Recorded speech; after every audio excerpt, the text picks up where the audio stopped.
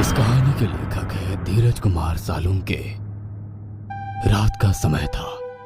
चंपक पहाड़ी पर पुरातत्व विभाग का उत्खनन चल रहा था कि तभी वर्कर्स को कुछ मिला और उन्होंने डॉक्टर वीरेंद्र जोशी को आवाज लगाई।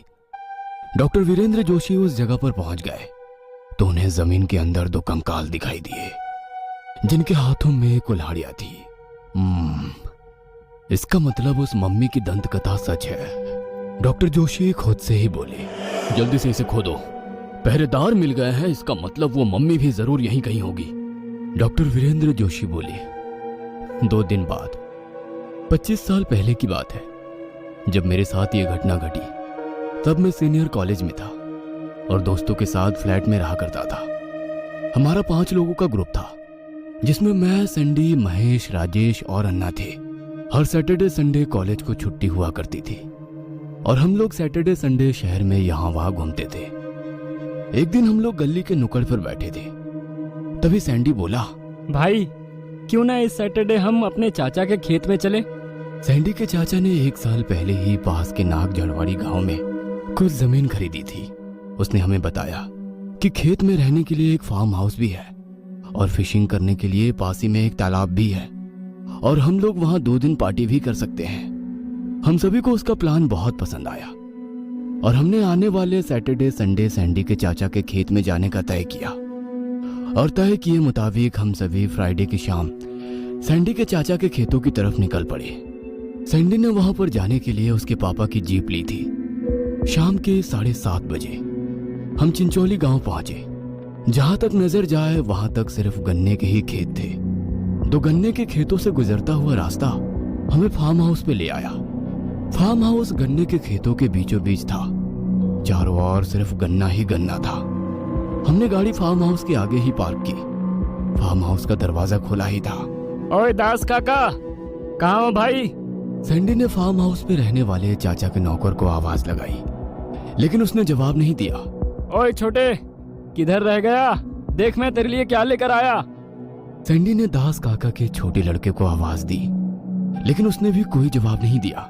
उसने दास काका की बीवी को आवाज लगाई, लेकिन शायद वो भी फार्म हाउस में नहीं थी। शायद वो सभी यही खेतों में होंगे, ये सोचकर हम लोग अपना सामान फार्म हाउस के अंदर ले गए। सैंडी दास काका के कमरे की ओर गया तो उनके कमरे का दरवाजा खुला था। सैंडी ने किचन में जाकर हमारे लिए पानी लाया और फिर दास काका को बहुत सारे कॉल किए, लेकिन उनका फोन सिर्फ रिंग ही हो रहा था। वो फोन नहीं उठा रहे थे। सैंडी ने उनके चाचा को कॉल किया और दास काका के बारे में पूछा।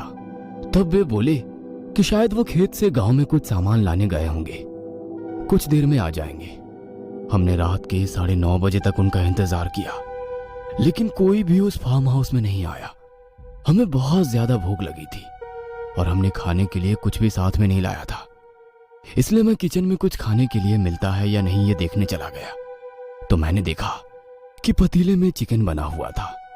सैंडी ने दास काका को शहर से निकलने से पहले ही मुर्गा पकाने के लिए कहा था और उन्होंने मुर्गा पकाया भी था और शायद मुर्गा पकाकर वो अपने परिवार के साथ कहीं बाहर चले गए थे। हमने खाना खा लिया और कुछ देर मस्ती करने के बाद हम कमरे में जाकर सो गए। लेकिन देर रात मेरी आंख खुली। मुझे टॉयलेट जाना था। मैंने घड़ी में देखा तो रात के 2:30 बज रहे थे। मैंने बगल में देखा तो अन्ना वहां पर नहीं था। मुझे लगा कि वो शायद राजेश, महेश और सैंडी के कमरे में जाकर सो गया होगा। फार्म हाउस में टॉयलेट नहीं था, इसीलिए मुझे बाहर ही जाना पड़ा। मैं दरवाजा खोलकर बाहर आया तो मैंने देखा कि अन्ना एक औरत का हाथ पकड़कर उसे गन्ने में ले जा रहा था। यह देखकर मेरे होश उड़ गए। मैं सोच में पड़ गया कि ये अन्ना किस औरत को अंदर ले जा रहा है। मैं उन दोनों की ओर देख रहा था कि तभी गन्ने में जाने से पहले उस औरत ने मुड़कर मेरी तरफ देखा और उसे देखते ही मैंने अपने सिर पर हाथ रख लिया। अबे पागल, मैं धीमी आवाज में बोला, क्योंकि वो औरत दास काका की बीवी थी। मैं जब दास काका के कमरे में गया था तब मैंने दीवार पर एक तस्वीर देखी थी जिसमें एक आदमी के साथ एक औरत थी। वैसे मैंने दास काका को देखा नहीं था, लेकिन खुद के कमरे में दूसरी मियाँ बीवी की तस्वीर कौन लगाएगा। दास काका के माँ बाप की तस्वीर समझे तो उनकी माँ थोड़ी 20-25 साल की औरत होगी। मैं सोच रहा था, मुझे अन्ना पर बहुत ज्यादा गुस्सा आ रहा था। हरामी जहां भी जाता लड़कियों पर ट्राई करता लेकिन आज तो इसने हद कर दी थी। सीधे दास काका की बीवी को इसने जाल में फंसाया था। आज छोड़ूंगा नहीं साले को। साला उस दास काका को पता चलेगा तो क्या हाल कर देगा हम सभी का। मैं मन ही मन बतिया रहा था। जी कर रहा था कि अभी भागते हुए जाऊं और सैंडी को ये बात बता दूं, लेकिन मुझे बहुत जोरों से टॉयलेट आ रही थी, इसलिए मैं हड़बड़ी से एक पेड़ के नीचे चला गया और टॉयलेट करने लगा। मेरे दिमाग में बस एक ही बात चल रही थी कि हम लोग सोए थे 11 बजे, मतलब दास काका और उसकी बीवी फार्म हाउस 11 बजे के बाद ही आए होंगे। दास काका सो गए होंगे कुछ आधे घंटे के बाद। अभी बज रहे हैं 2:30। सिर्फ 2 घंटे में अन्ना ने उसकी बीवी को जाल में कैसे फंसाया होगा। मानना पड़ेगा अन्ना को, अगर वो 2 घंटे में किसी लड़की को पटाता तो मैं उसके लिए तालियां बजाता, लेकिन आज तो इसको चप्पल से मारूंगा। मैं मन ही मन बड़बड़ाया। तभी हवा का जोरों का झोंका आया और मुझे हल्की सी पायल के घुंघरू की आवाज सुनाई दी। पायल की आवाज सुनकर मैं थोड़ा सा डर गया। मैंने मुड़कर देखा, मेरे पीछे कोई भी नहीं था। तभी मुझे एक बात समझ आई कि वो घुंघरू की आवाज पहले से ही आ रही थी, लेकिन अन्ना के बारे में सोचने के कारण मेरा उस तरफ ध्यान नहीं गया था। वो आवाज मेरे ऊपर से आ रही थी, यानी कि पेड़ से आ रही थी। मैंने सिर उठाकर ऊपर देखा और मेरे रोंगटे खड़े हो गए। आंखें फटी की फटी रह गई, क्योंकि पेड़ की टहनी पर एक बिना सिर वाली औरत की लाश पेट के बल टंगी हुई थी। उसके दोनों हाथ और पैर हवा में लटके हुए थे और हवा के झोंके की वजह से वो टहनी जब हिलती तब वो लाश भी उसके साथ झूलती थी और उसके पैर में बंधे पायल के घुंघरू बजते थे। मैं एक ही जगह खड़ा रहकर थर थर कांप रहा था। है कौन ये? मैं मन ही मन बड़बड़ाया। तभी मेरी नजर जमीन पर पड़ी और मेरी सांसें अटक गई और कुछ सेकंड रुकने के बाद मेरे मुंह से चीख निकल गई, क्योंकि जमीन पर उसी औरत का कटा सिर पड़ा हुआ था और वो सिर दास काका की बीवी का था। आंखें फाड़ फाड़ कर उस कटे सिर को देख रहा था। मुझे समझ नहीं आ रहा था कि अगर ये यहाँ मरी पड़ी है तो सैंडी किस औरत को गन्ने के अंदर ले गया है। मुझे कुछ भी समझ नहीं आ रहा था कि मेरे साथ क्या हो रहा है। मैंने अपने सिर पर हाथ रख लिया। क्या करूं, क्या करूं? मैं खुद से ही सवाल पूछ रहा था। तभी मैंने सोचा कि अन्ना को आवाज देता हूं और उसे गन्ने से बाहर बुला लेता हूं। अन्ना, जल्दी से बाहर आ, देख सैंडी को सांप ने काट लिया है। मैं बाहर से जोर से चिल्लाया, लेकिन उसका कोई भी जवाब नहीं आया। मैंने उसे बहुत बार आवाजें दी, लेकिन वो कोई भी जवाब नहीं दे रहा था। यह देख मैं घबरा गया। मुझे अन्ना की चिंता सताई जा रही थी। मैं समझ गया कि उसी औरत ने अन्ना को अपने जाल में फंसाया है। और तभी मेरे दिमाग में एक बात आई, अगर वो चुड़ैल है तो वो अन्ना को खा जाएगी। हाँ, मैं मन ही मन बोल पड़ा और मैं सैंडी के कमरे की तरफ भागा। सैंडी, जल्दी से दरवाजा खोल, देख अन्ना की जान खतरे में है। मैं जोर जोर से उसके कमरे के दरवाजे पर दस्तक देने लगा और सैंडी को आवाज देने लगा। कुछ देर बाद सैंडी ने दरवाजा खोला।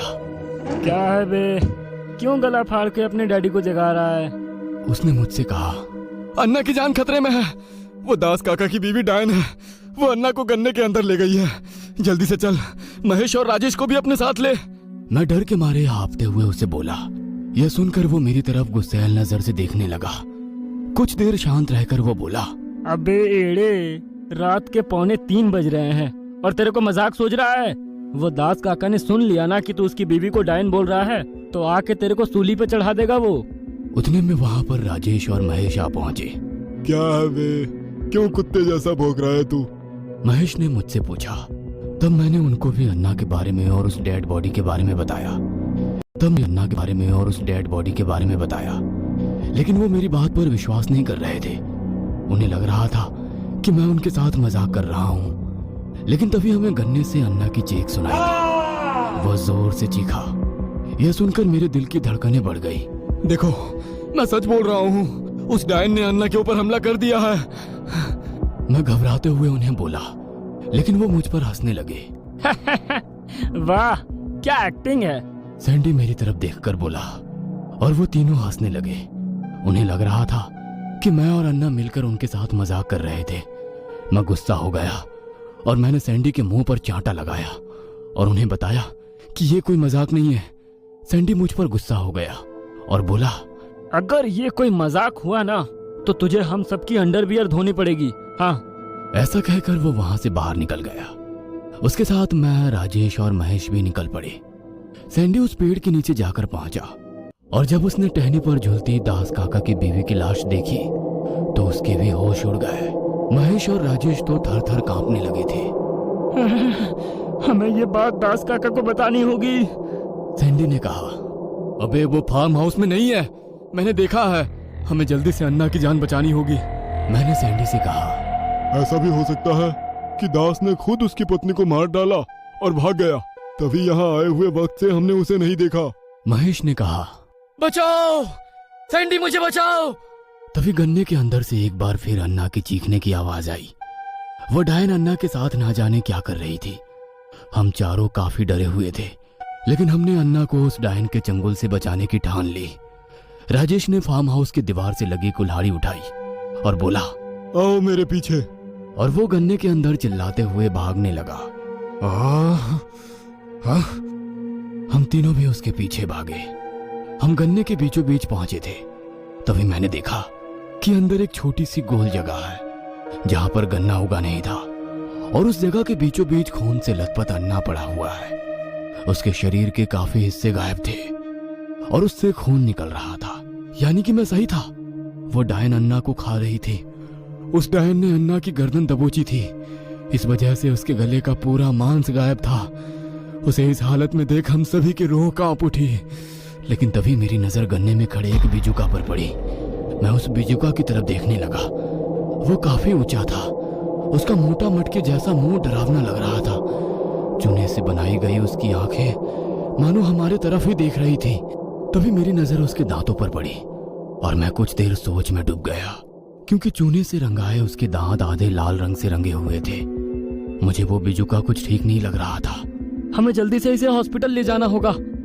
ऐसा कहकर सैंडी नीचे बैठा और जैसे ही उसने अन्ना को हाथ लगाया, गन्ने में छुपे उस डायन ने भेड़िए की तरह सैंडी पर हमला किया और उसके हाथ को काटा। हम लोग डर गए, लेकिन राजेश ने हिम्मत दिखाई और हाथ में की कुल्हाड़ी उसने डायन के मुंह पर दे मारी। वैसे वो डायन जमीन पर गिर गई, उसका जबड़ा टूट गया और उसमें से काला खून निकलने लगा। मर गई क्या? सैंडी ने राजेश को बोला। वह जमीन पर बिना हलचल किए हुए पड़ी हुई थी। रुको, मैं देखता हूं, मैंने कहा और मैं उसके पास चला गया। मैं नीचे बैठा और उसके चेहरे की तरफ देखने लगा कि तभी उस डायन ने अपनी आंखें खोली और चीखते हुए उसने मेरा गला पकड़ लिया। चुड़ैल को उठता हुआ देख महेश और सैंडी वहां से भागे, लेकिन राजेश पूरे जोश में था। बिना समय गवाए उसने उस डायन के हाथों पर कुल्हाड़ी मारी और उसके हाथ के 2 टुकड़े हो गए। वह चुड़ैल मुंह आसमान की तरफ करके जोर जोर से गुर्राने लगी और मेंढक की तरह कूदकर गन्ने में भाग गई। राजेश ने मेरा हाथ पकड़ा और मुझे गन्ने के बाहर खींचते हुए ले जाने लगा। हम दोनों गन्ने में उस चुड़ैल से जान बचाकर भाग रहे थे और वो चुड़ैल जोर जोर से चीख रही थी। उसकी डरावनी चीख पूरे इलाके में गूंज रही थी। क्या होगा आगे?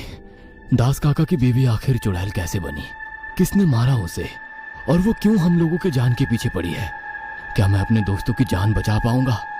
इन सभी सवालों के जवाब जानने के लिए इस कहानी का अगला भाग देखना ना भूलें।